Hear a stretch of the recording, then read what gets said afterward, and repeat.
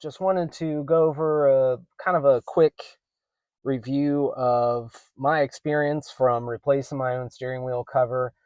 I had purchased through East Detailing.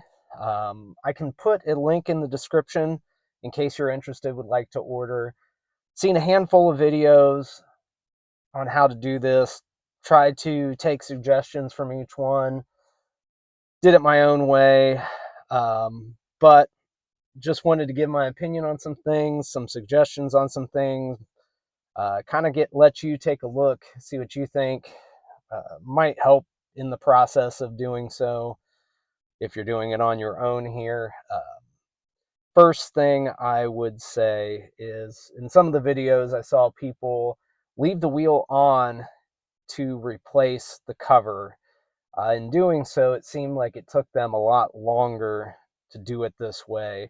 I feel like it would be way harder to do it that way. I would suggest pulling your steering wheel.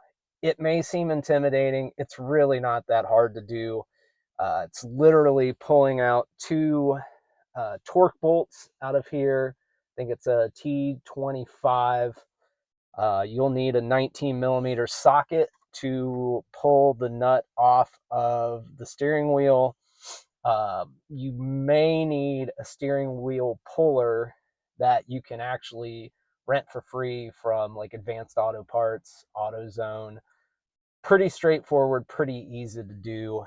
It only takes a few minutes, honestly. And for as much time and effort as I feel like it saved me to have the steering wheel off, I would say do it. Some of those people that I saw that left it on said it took them anywhere from 4 to 6 hours to do, which just seemed so terrible to me. So I pulled it, did it at home. Took me maybe about 3 hours to do it. Being able to hold the wheel, move it around how I needed to in order to stitch things, just way simpler. But to kind of go through the process a little bit, I know there's lots of videos on here. East Detailing, they send you a box. It's got the steering wheel cover. You can go through, you can customize it, which is pretty cool.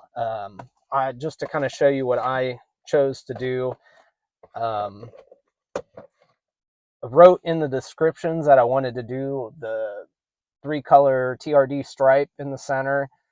Told them the colors, they put it together. You can go through, you can pick the type of leather you want. I went with a combo of just plain leather and then the perforated for part of the handle. You can choose stitch coloring. And then, like I said, if you want to do a 12 o'clock mark here with something, you can do a single color. You can do a couple colors. They give you the options. So that's kind of cool. But I chose the TRD coloring. Thought it might be cool to do like an orange contrast on the stitching. Weird thing is I don't have any other orange in my car, but we'll figure that out. We'll throw something fun in here at some point, just so it doesn't look too different. But anyways, you get the leather itself. It's already cut, formed. You will have to get in the box. They give you some 3M tape here. You have to cut some individual strips to line the insides of the leather on both sides.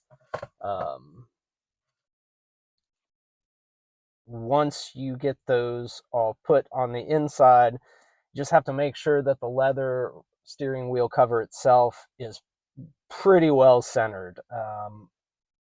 I thought I had it pretty good. I think in a few spots I may have let things kind of start to move forward or backwards just a little bit, which you can see in the stitching if you look. There are some spots where it's maybe not quite as centered as it could be. So if you're OCD, definitely make sure that is completely how you want it before you start ripping off the edges of the 3M tape to start taping this thing down. Because once you start taping it down, you're really not going to move it.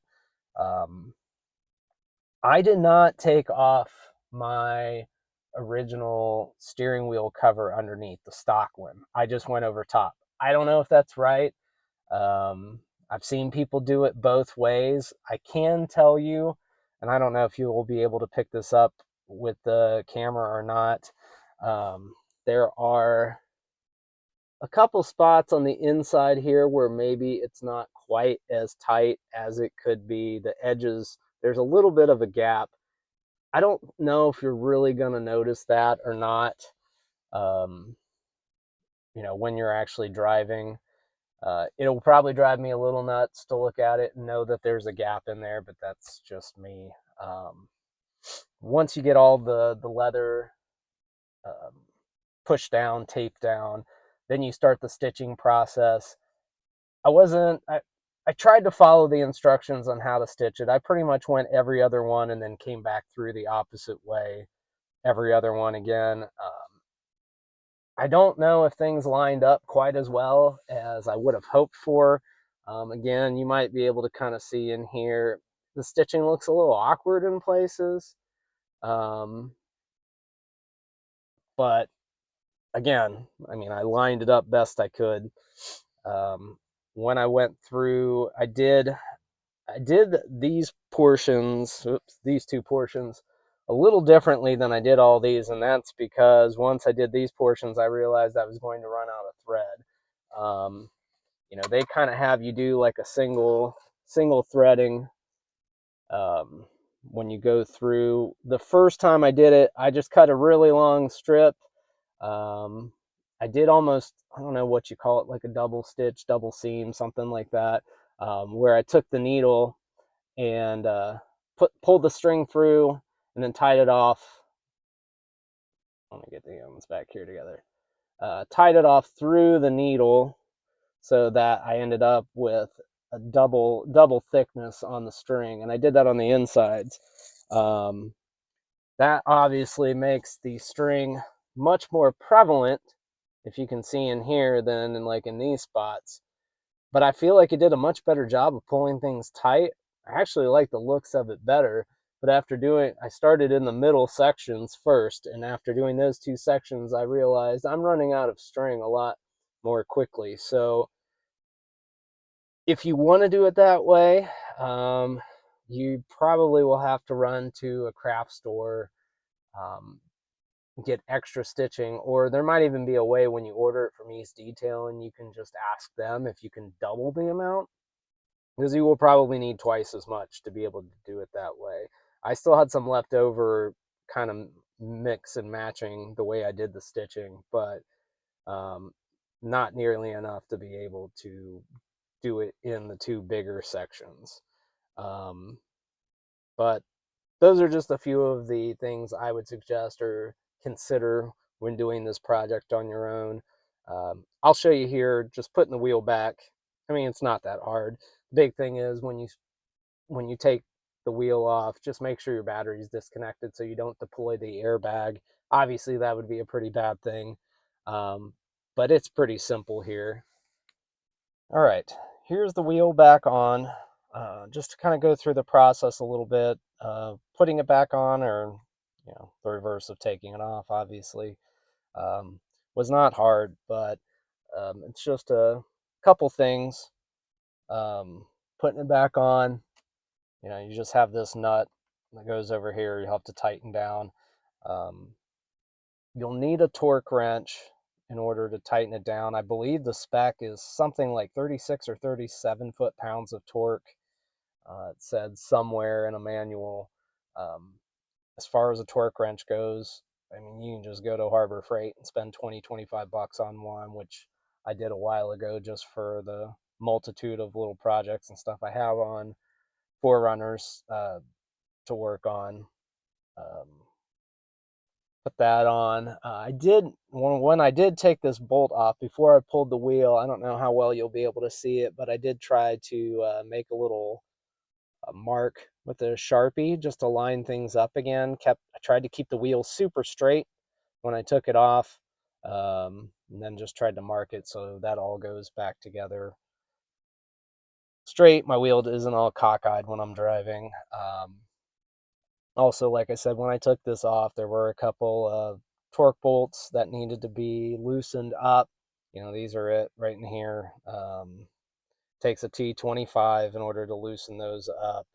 I think when you retighten them, it says that they are torqued to, from what I saw somewhere, it was, I think it was even less than like 1 foot-pound of torque.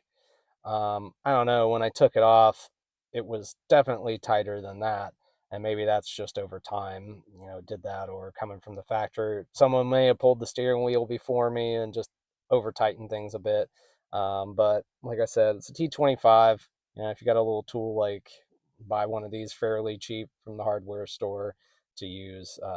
Worked fine for me. I just had to kind of work it a bit to get it to release. And then just put your airbag back in. This is for your cruise control. It was a pretty easy plug to pull. This goes back in the airbag.